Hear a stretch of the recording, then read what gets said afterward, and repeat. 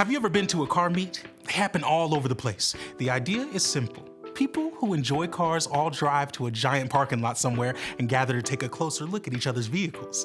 These sorts of events are a car enthusiast's dream. Rows and rows of classic cars, muscle cars, sports cars, luxury cars, maybe even a truck or two. Everyone wants to have the car that everyone else is talking about and coming to see. After all, getting your photo taken with a candy apple red sports car can look amazing on social media. But when you go to a car meet, it's not just about what's on the outside that matters. When you go to a car meet, you also pop the hood, because what's inside the car, what makes it run well and hit those high speeds, matters even more.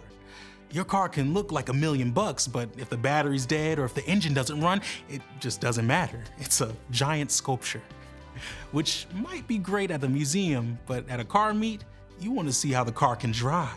Now, why am I talking about cars and car meets? Well, it's because when it comes to living a life with wisdom and integrity, like a great sports car, what's inside matters most.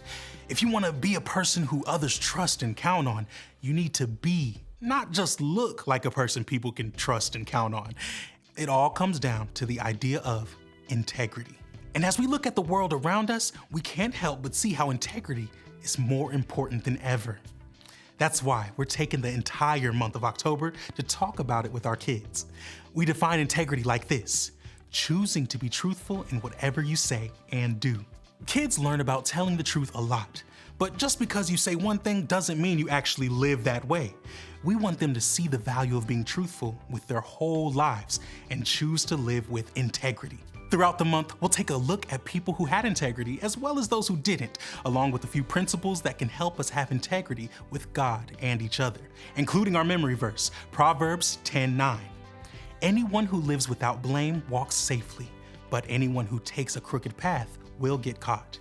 We hope kids remember that integrity starts with the decisions we make that either build trust with others or tear it down. And throughout the Bible, we see this played out in all sorts of ways. We start the month with a teaching from Jesus.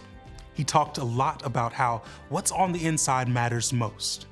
If you want to be a person known for good things, you need to build your life on good things. And the best way to do that is to stay connected to Jesus.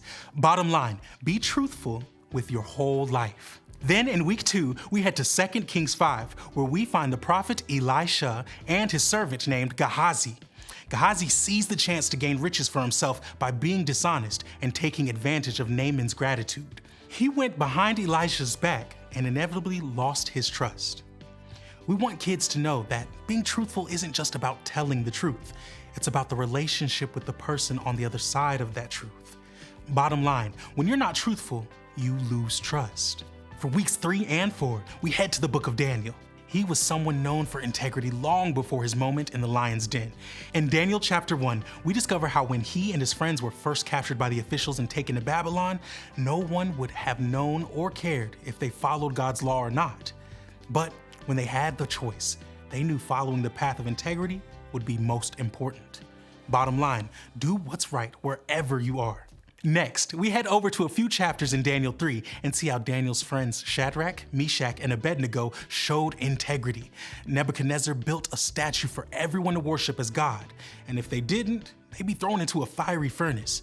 But Shadrach, Meshach, and Abednego knew God's plan for them. They decided to obey God, even though it would cost them. God came through and rescued them from the furnace. Because of their integrity, others were able to see God's power and learn to trust God too. Bottom line, when you do what's right, others can see God. We finish out October with something Paul wrote in his letter to the Philippians. He tells them, "Finally, my brothers and sisters, always think about what is true. Think about what is noble, right, and pure. Think about what is lovely and worthy of respect. If anything is excellent or worthy of praise, think about those kinds of things." If we want to have integrity with our entire lives, we have to fill our minds with good things in the first place. Bottom line, focus on what's true. Integrity is a really big deal. When we have integrity, our words line up with our actions. People know they can trust us. Our relationships grow stronger. In fact, this sort of integrity is the heart of God. We can trust that God will always be good to us.